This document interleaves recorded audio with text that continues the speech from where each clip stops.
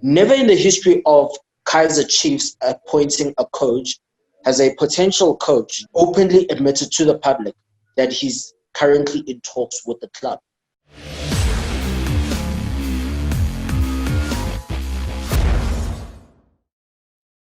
You are watching Amakosi for live. We are live. It's A4Ltv Weekly news for you. There's a lot of noise going on social media. A lot of newspapers, journalists talking some stuff about our new coach. I've got Hunter in the building. But before we get into it, don't forget, guys, click on the like button at the bottom there. We're on YouTube. And don't forget to subscribe. We're also on social media at Amakosi for Live. That's Live. So, Hunter, before we get into this, right, last week it was all just Gavin Hunt, and a bit of Benny McCarthy was in the mix also. Yesterday, day before? I can't remember. It was yesterday, yes. I think first it was the Daily Sun, and then it was Kickoff. And then I think because the Daily Sun started something, every other publication was like, oh shit, we're sleeping on this. Let's just copy and paste what they're doing. That's what I'm feeling. But before we get into it, his name is Adel Amrouche. And there's a great, if you guys are following Turkish Nabs did a great thread this morning about the coach. He did like a detailed background thing on him. He's an Algerian coach, and he's currently the manager of the Botswana national team. Besides that, he's managed clubs in Algeria. He's managed the Kenyan national team. He's been a technical and sporting director in Belgium before. He's got quite a CV. But when it comes to management, he's only won like 2 of 13 games when he was the manager at Burundi. He's only won 2 of 9 games when he was the manager at Kenya. And he's also he only won 4 out of 12 games with another club, MC Algiers. Other than that, also he was banned for the year for spitting on an official. So, look, when I'm reading all this, I already can see alarm bells going off. This is, and I don't know, one of the things that also Turkish Nab said, he's very good at bringing in youth and young players and building systems. Fair enough, that's okay, that's good. But for me, alarm bells, I mean, any owner of a club, any administrator or whatever, any football fan read that and be like, no, why would this be the guy to lead the biggest team in South Africa and one of the biggest teams, top 5 maybe, teams in Africa, you know? What the fuck is going on? Who the fuck is Adel Amrouche? I'm sorry, guys. His name came out of nowhere. What is your thoughts? Hey, Mish, you know what? First and foremost, I'd like to greet the Kosi Nation that are watching this and everybody else that's watching. My man, this is just the love of the game. We love this game so much to the point where we always are kept guessing as to who's going to be coming in, especially after a coach of ours has actually been sacked or stepped down together with his assistant coach. But when Adel Amrouche came into the mix, I just had a look at his profile. I was like, are they really serious? Why would they throw him into the mix? And I'm talking about journalists. Because let me tell you, Daily Sun, they seem to think that they've claimed the story of Adel Amrouche, whereas the real story came from Tiani Wakamabasa at Far Post, where he was on a Zoom call. I don't know who he was on a Zoom call with, but he just threw, threw Adil's name into the mix as well. And that is what really got a lot of journalists to really raise their eyebrows and say, okay, let us just have a look at what this guy is all about. But when a lot of people have actually had a look at his profile and it is really, really not favorable, not suitable for Kaizer Chiefs standards. It's just absolutely crazy. But you know what?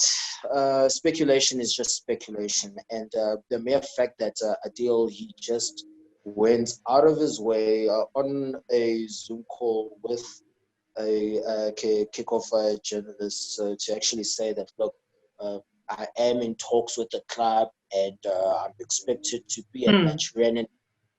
That's just so unprofessional, because never in the history of Kaizer Chiefs appointing a coach has a potential coach openly admitted to the public that he's currently in talks with the club and would eventually be appointed as coach. It has never happened. So why would it change now? Because there's something there that is just not adding up here. If you know that you're going to be coaching a team like Kaizer Chiefs, you know that there's a confidentiality agreement that you need to adhere to between yourself and the management. And Kaizer Chiefs management has really been strict on that for a very, very long time, and it just worked for them. That is how professional the club are.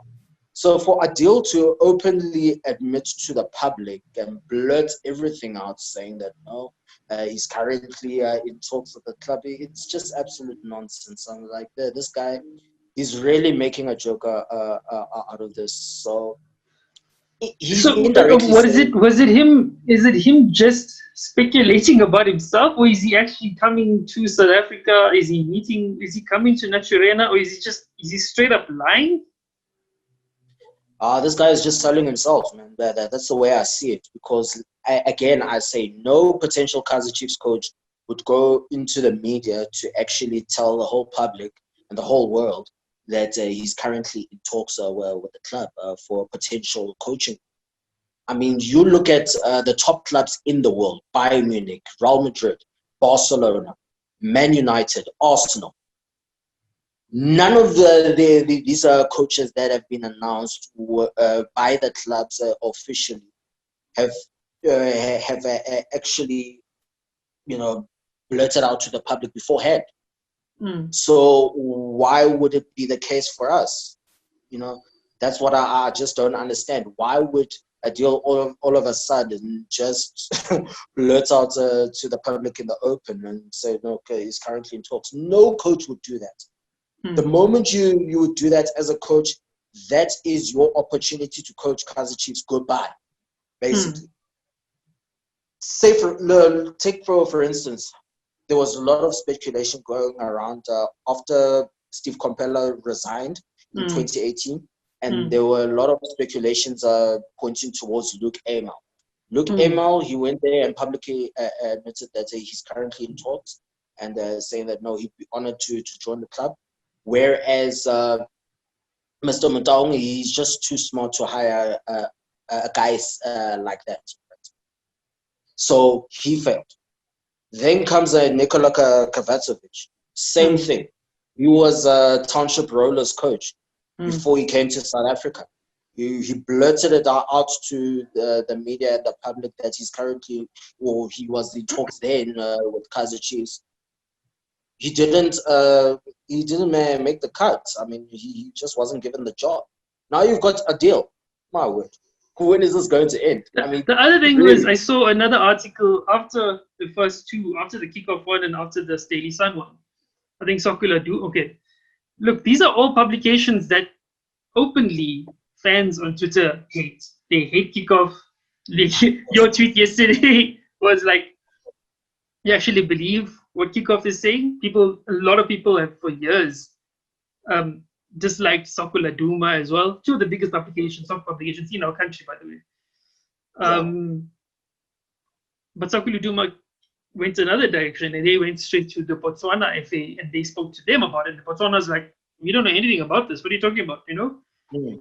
As far as we know, he's in Belgium. He's from there, or he lives there. His family's there. We don't know when he's coming back, or he's coming back next week, or whatever it is. So there's that. So I don't understand. I mean, yes, obviously the club has to come up with a process, a short list or whatever it is. But I mean, it's become a circus now, obviously, and it's expected because we are the biggest club in the country, and and newspapers also need readers. They need clicks. They need retweets. They need likes, or whatever it is. So that's what happened. But it's just it's weird. It's just very, very weird. And then at the same time, everything's now confusing. So let's move on. We can move on from that. Now it's getting completely confusing because now Gavin Hunt, who's everyone's favorite, and you even I don't want to say you confirmed it, but you were very confident the other day on Football Stalkers channel about him being hired. Gavin Hunt now said he hasn't been in. Well, I'm going to say again, Soccer Laduma said this, and Soccer Laduma is also we know their history. They say they've been in touch with some source of theirs, and Gavin Hunt didn't even meet with the club yet. They're saying that he hasn't even they haven't even contacted him yet. So nothing is kind of confirmed yet, and I think it's going to be. I don't know how long it's going to be before we even get an official confirmation, because these things take time. Contracts take time.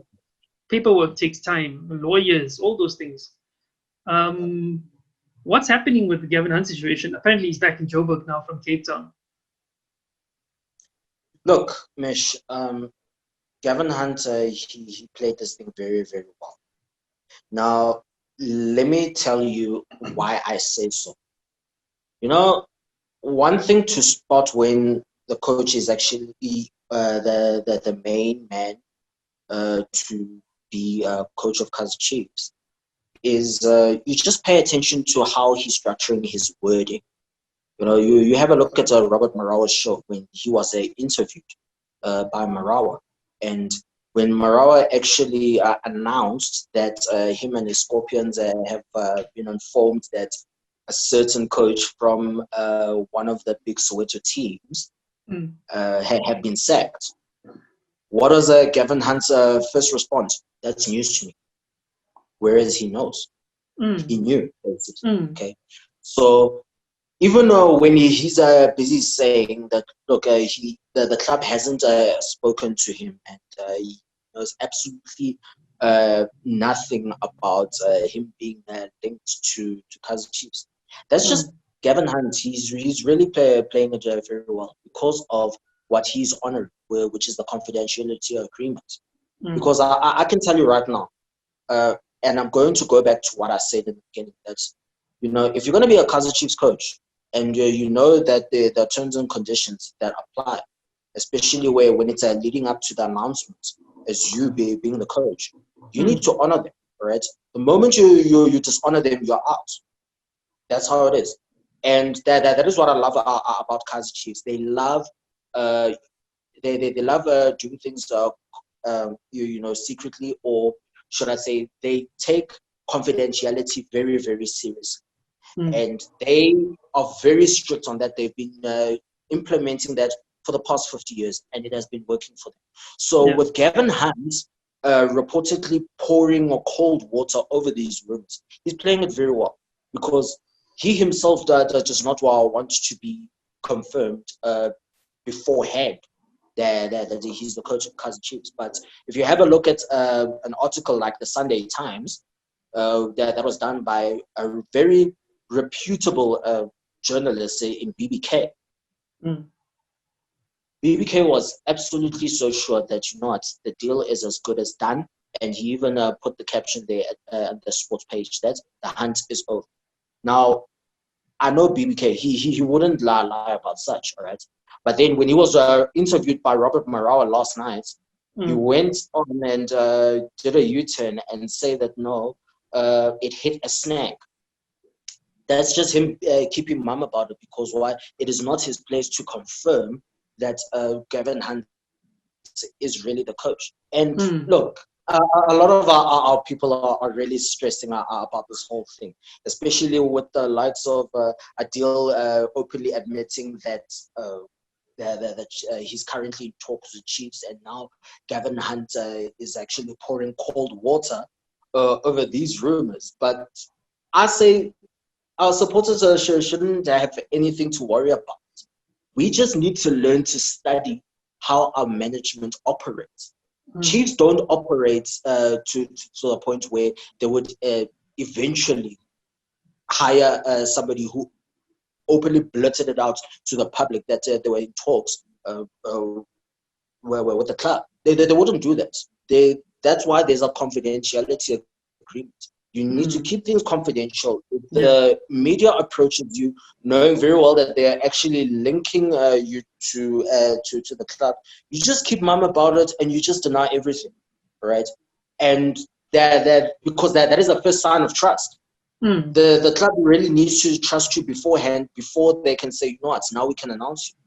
So obviously, Adel has really shown that Chiefs cannot trust this guy at all. So why bother? And I can still say that no talks have been going on between Adel and the club. So I'm still maintaining that, look, Hunt is the man. The hunt is over, but we just need to be patient, right? So Gavin Hunt, he really played his cards very, very well. He's a professional coach. It's not the first time that he's actually denying that he's in talks or with the club. He has been in the game for more than 20 years, so he knows how to honor the confidentiality agreement. Because if you have a look at the previous appointments, when he was at Black Leopards, when he was at Morocco Swallows and Supersport United, as well as Bidfest Fits, he didn't even confirm beforehand that he was in talks with any of those clubs before they announced him as coach. So he's a very professional guy. He's been in this game for a long time, and I really say kudos to him. I really respect him a lot. And I'm just looking forward to him being announced. I mean, for a coach to really stand headstrong against these cruel, or I don't know what word to choose when it comes to journalists, but these persistent journalists that are so inquisitive because they want to be the first to break the story. He really played it very well, and that is a sign of trust. And honestly, he's the kind of guy that we actually need at Kaizer Chiefs, because one of the 5 characteristics that you need as a coach of Kaizer Chiefs is you need to have charisma. And that is what Gavin Hunt has. He needs to have the passion. He needs to love the club and love the supporters. And he needs to have an eye for youth as well. Because Kaizer, his vision is very clear, that he wants to invest in youth. He wants to invest in youth and stop buying these already established players. Because what's it going to help the club in the long run? We want to nurture young blood. So Gavin Hunt is good in that department. Gavin Hunt, he has an eye for talent. And I can tell you, with Kwanele Corpo coming in, because he has been working with Gavin Hunt for a very, very long time. And he's a close friend of his as well. And I can tell you, Kwanele Corpo as well, he actually shares the same vision with Gavin Hunt. And I'm talking from personal experience, because when I was studying at TUT back in 2009, when my lectures were officially over and I'll be preparing to change for football practice, I always see the Supersport development training at the TUT grounds, and Kwanele Corpo would be there. And the way he motivates the boys, it's absolutely unbelievable. Firstly, he's a strict coach. He doesn't take nonsense, eh? So if you see that you're really cocking it up, he'll tell it straight to your face. You're cocking up, my foot. Step it up. And he's really a father figure as well. So imagine having 2 father figures in one team. And then you've got the likes of Dr. Kumalo, who actually knows the ins and outs of the culture of Kaizer Chiefs. That's a match made in heaven as well. So basically a triple threat. That would be transforming a team like Kaizer Chiefs to hopefully being the most feared team in the country after such a very, very long time.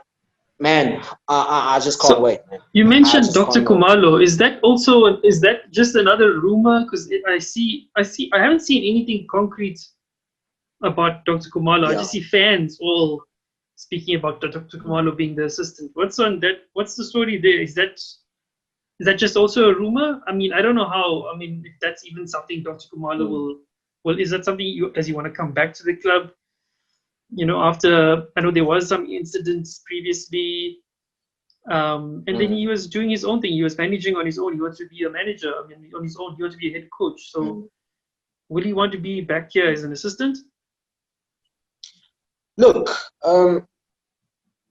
one thing I can tell you about Doctor is that he really loves the club with his whole heart.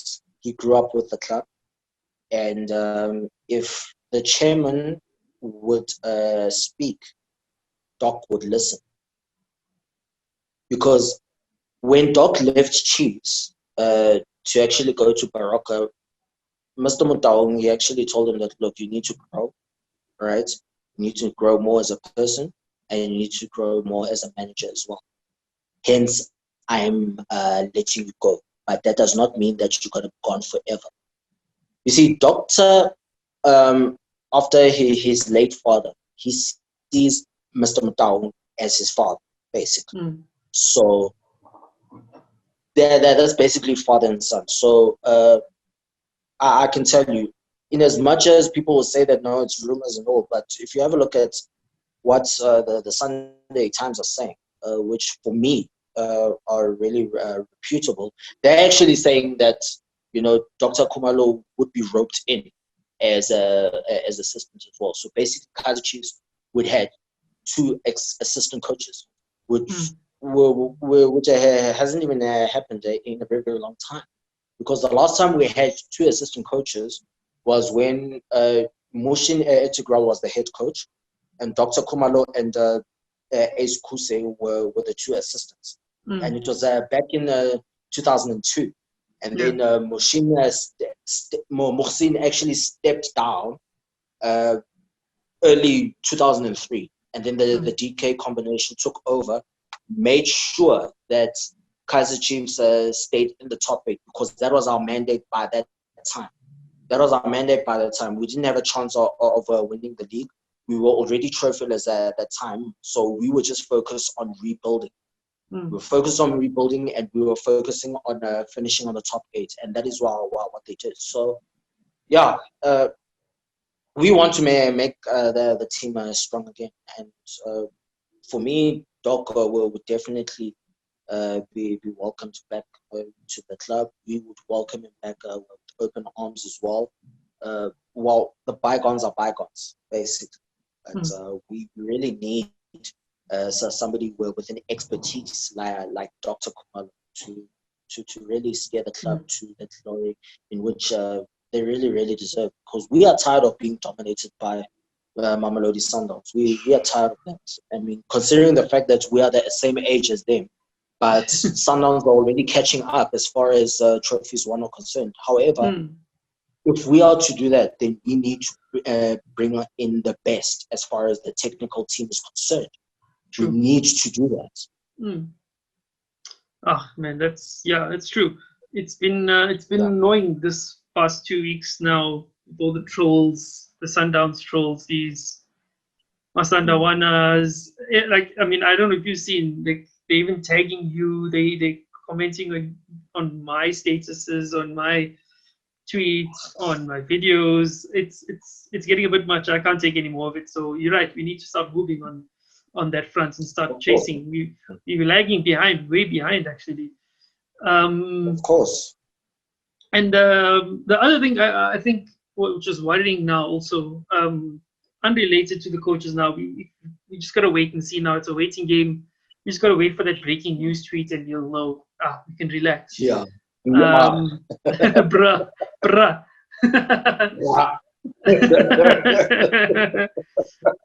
The other thing is, which worries me, is I mean, hopefully he'll be back in time. But I saw that the club confirmed that Nukovic is out for 2 months after he's gotten, I think, knee surgery.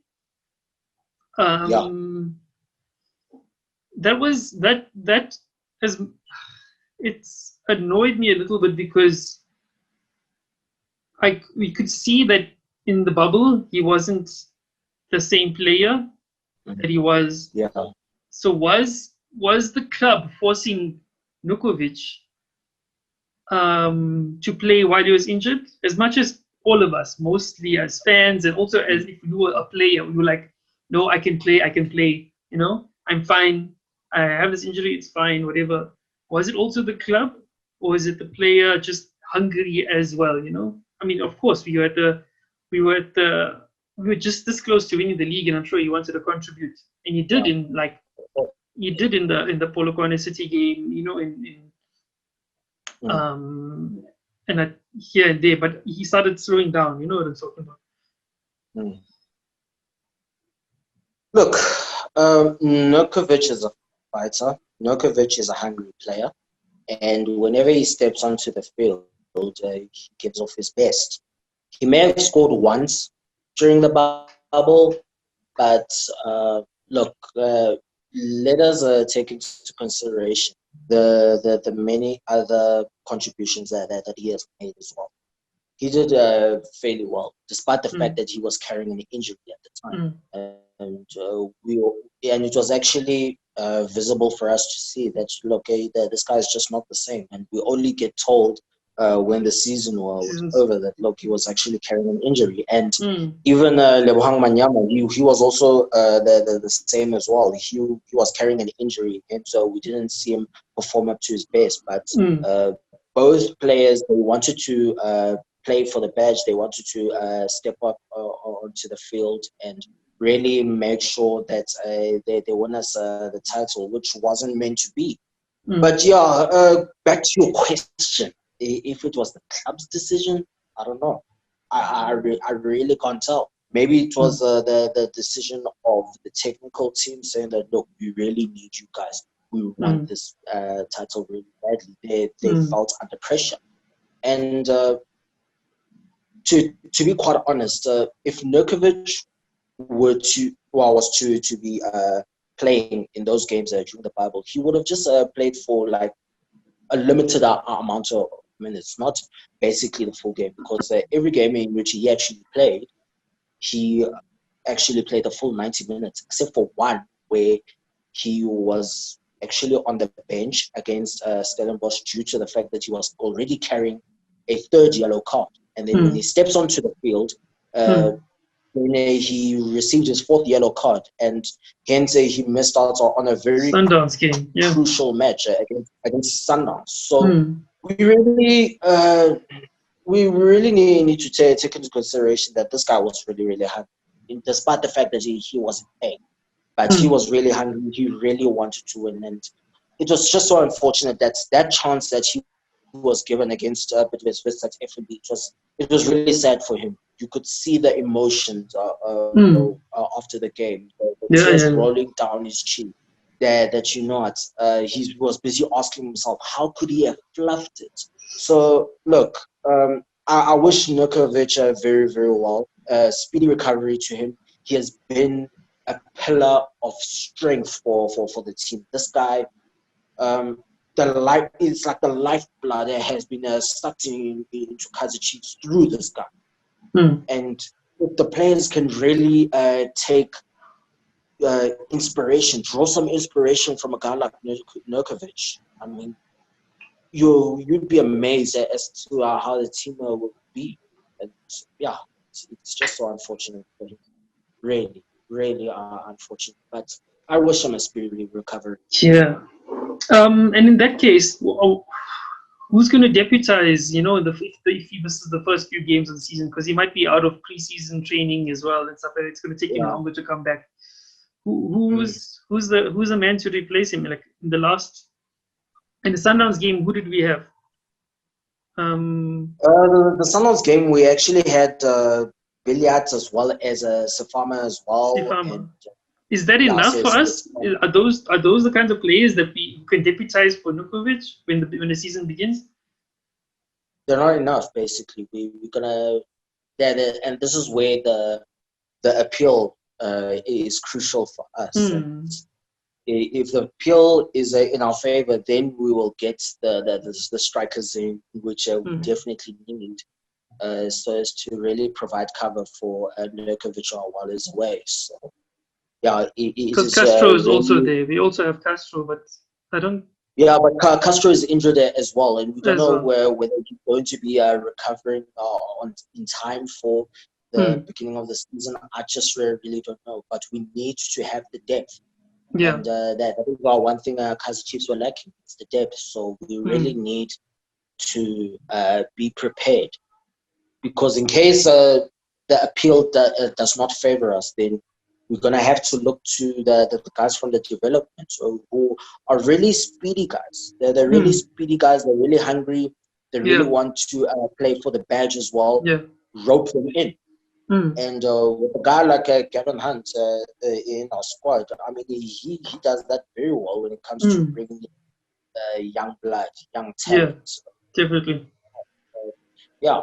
Uh, it's a difficult period for us, really difficult. I mean, we lost the league, and now we are undergoing an appeal that we have submitted, and there's a verdict that is pending as well, and it's really hampering our the process. But I'm just all hoping that the appeal is in our favor, so that we can be able to restructure the team properly, because the chairman is really not happy with the Mm, way Chiefs have played this past season.